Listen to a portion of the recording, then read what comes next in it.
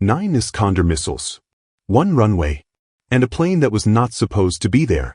If even part of what's being reported is true, NATO personnel were on board. Not advisors on a video call. Not distant suppliers. Instructors. Officers. Specialists traveling under the label of technical missions.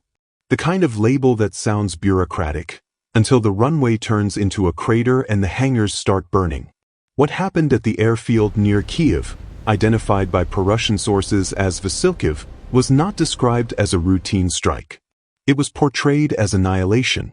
According to those accounts, 9 Iskander ballistic missiles hit the base, triggering secondary explosions that continued for hours.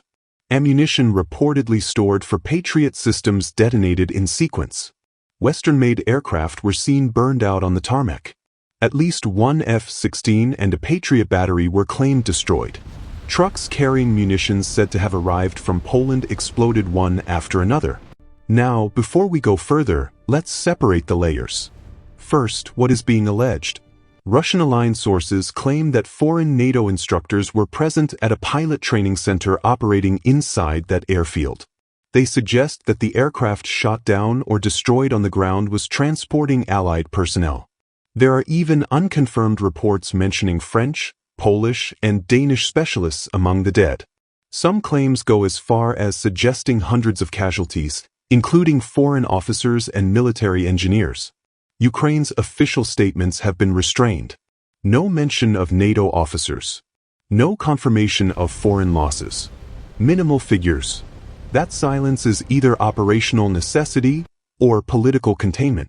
Because if NATO personnel were directly present in operational roles at an active air base targeted by Russian ballistic missiles, we're no longer discussing support.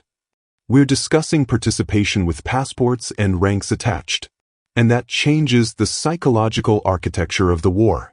Why would Russia strike that base with such intensity? The strike was framed as retaliation. In the preceding 24 hours, Ukrainian forces reportedly used Western-supplied systems to hit infrastructure inside Russia's Belgorod region. Russian officials claimed 21 drones were intercepted over Belgorod and nearby districts. Civilian infrastructure was disrupted, water supply failures affecting roughly 100,000 residents, heating outages in hundreds of apartment buildings, energy facilities taken offline. From Moscow's perspective, the message was linear. If you hit our rear areas with American systems, we will hit your operational depth with strategic force. The Iskander missile is not symbolic weaponry. It's designed to penetrate advanced air defenses, including systems like Patriot. It travels at hypersonic speeds, Mach 6 to 7 in terminal phase, and is optimized to overwhelm interception windows. Deploying 9 of them against a single airfield is not tactical harassment. It's an attempt to erase capability. But here's where the situation becomes more consequential.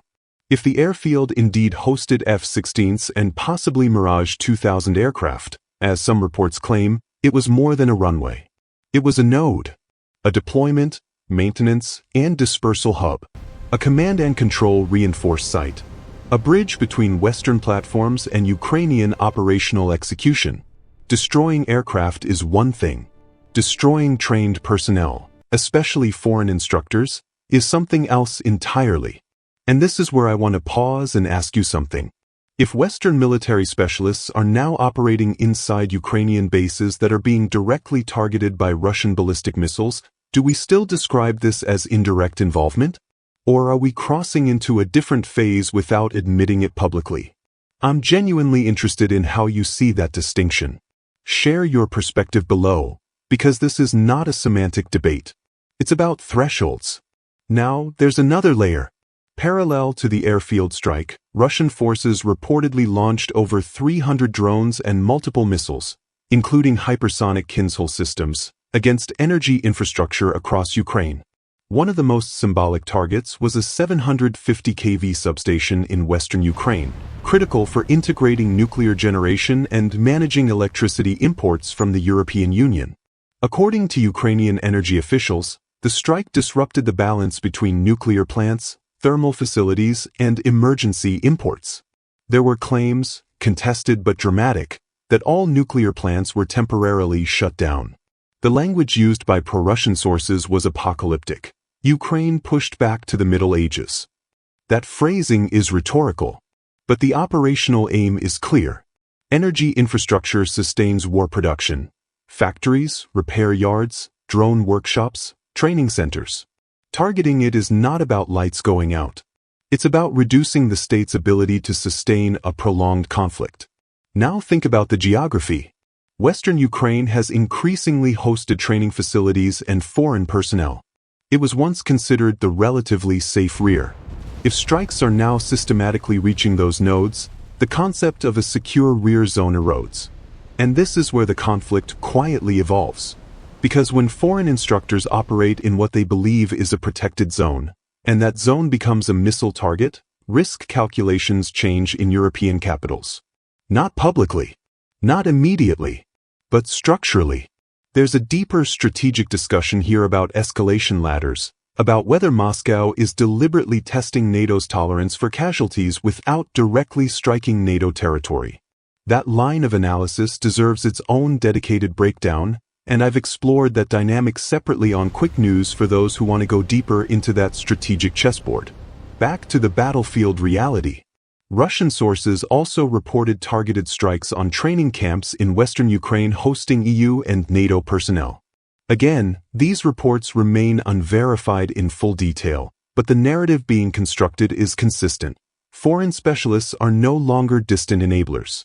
They are physically present and, allegedly, taking losses. If that is accurate, even partially, then domestic politics in France, Poland, Denmark, or elsewhere becomes a factor. Coffins do not travel quietly forever.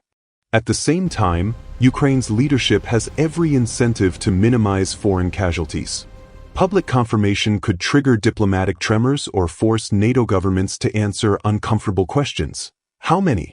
In what capacity? Under what authorization? And here's the uncomfortable second question.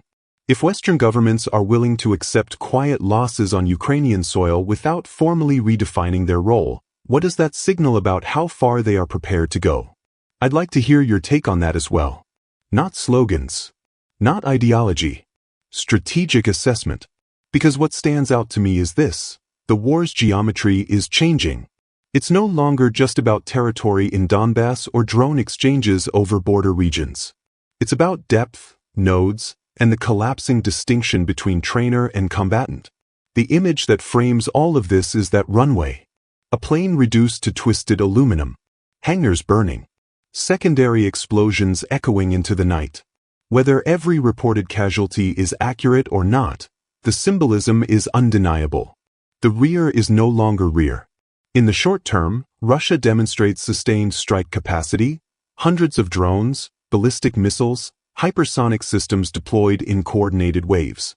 Ukraine demonstrates continued cross-border capability, hitting energy sites inside Russia. Both sides escalate within the same operational logic: impose costs, increase pressure, avoid direct NATO-Russia confrontation, while inching closer to its shadow. Who gains? Militarily, Russia signals it can saturate defenses and threaten high-value nodes. Politically, Ukraine reinforces Western dependence by absorbing strikes while continuing to fight. But if foreign casualties mount, the political cost shifts westward.